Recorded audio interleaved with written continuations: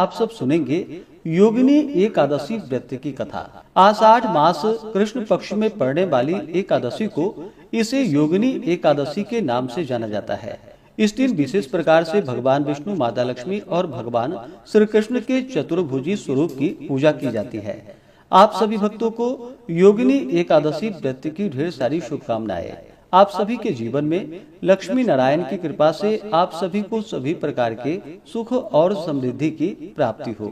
जो भी भक्त सच्ची श्रद्धा के साथ आषाढ़ मास कृष्ण पक्ष की योगिनी एकादशी का व्रत धारण करते हैं, व्रत में नियमों का पालन करते हैं, कथा आदि श्रवण करते हैं, तो इससे व्यक्ति के सभी प्रकार के पाप और ताप नष्ट होते हैं, सभी प्रकार के रोग एवं कष्टों से मुक्ति प्राप्त होती है तथा सुंदर स्वरूप की प्राप्ति होती है और इसे धारण करने से 88,000 ब्राह्मणों को भोजन कराने के समान पुण्य फलों की प्राप्ति होती है। तो आइए सुनते हैं योगिनी एकादशी व्रत की कथा। अगर आप एकादशी व्रत के उपलक्ष्य में ब्राह्मण दक्षिणा, अन्नदान, वस्त्रदान, गौदान आदि के लिए देना चाहते हो तो आप अपने श्रद्धा और सामर्थ्य के अनुसार हमें डिस्क्रिप्शन में जाकर के वहां से गूगल पे, फोन पे या अकाउंट नंबर के माध्यम से आप अपने श्रद्धा और सामर्थ्य के अनुसार हमें ब्राह्मण दक्षिणा प्रदान कर सकते हैं। तो आइए सुनते हैं योगिनी एकादशी व्रत की कथा। तो बोलिए प्रेम से भगवान विष्णु की जय, माता लक्ष्मी की जय, भगवान श्री कृष्ण की जय, एकादशी माता की जय, सर्व देवी देवता की जय। बहुत समय पहले की बात है। एक बार भगवान श्री कृष्ण से युधिष्ठिर ने कहा कि हे श्री मधुसूदन जी, ज्येष्ठ शुक्ल पक्ष की निर्जला एकादशी का महात्म्य तो मैं सुन चुका। अब आगे आप आषाढ़ मास के कृष्ण पक्ष की एकादशी का क्या नाम है और क्या महात्म्य है, कृपा करके उसको कहने की दया करिए। श्री कृष्णचंद्र जी ने कहा कि हे युधिष्ठिर, आषाढ़ मास के कृष्ण पक्ष की एकादशी का नाम योगिनी है और यह एकादशी त्रिलोक में मुख्य है। अब मैं पाप नाशिनी पुराण की कथा कहता हूँ, उसको ध्यान पूर्वक सुनिए। कुबेर नाम का एक राजा अलका नगरी का स्वामी था। वह राजा श्री भूतनाथ श्री भगवान शंकर जी की पूजा में सर्वदा ही मग्न रहता था।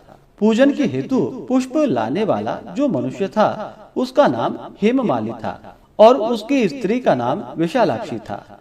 एक समय हेममाली पुष्प लाकर अपनी स्त्री से कामवश होकर घर में ही रह गया।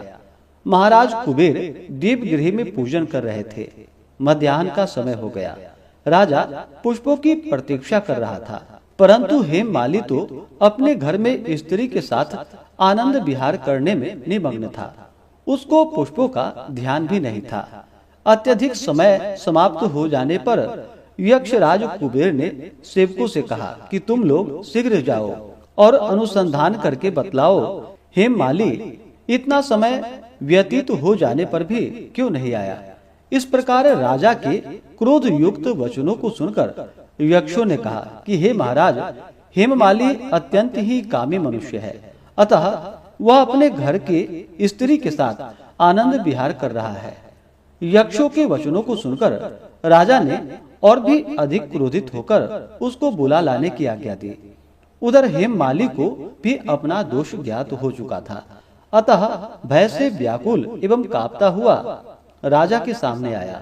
उसको देखकर राजा ने क्रोध पूर्वक वचनों से कहा, रे पापी दुष्ट, तूने भगवान शंकर का अनादर किया है, अतः तू यहाँ से मृत्यु लोक में जाकर स्त्री से रहित तथा कुष्ठी होकर जीवन यापन कर। राजा के मुख से इन वचनों के निकलते ही वह अपने स्थान से नीचे चला गया और कुष्ठी होकर अत्यंत ही कष्टपूर्ण जीवन यापन करने लगा। परंतु ऐसी दशा में भी भगवान शंकर के पूजन के प्रभाव से उसकी प्राचीन स्मृति नष्ट नहीं हुई। वह कष्टों से पीड़ित अपने पूर्व कर्मों का स्मरण करता हुआ विंध्याचल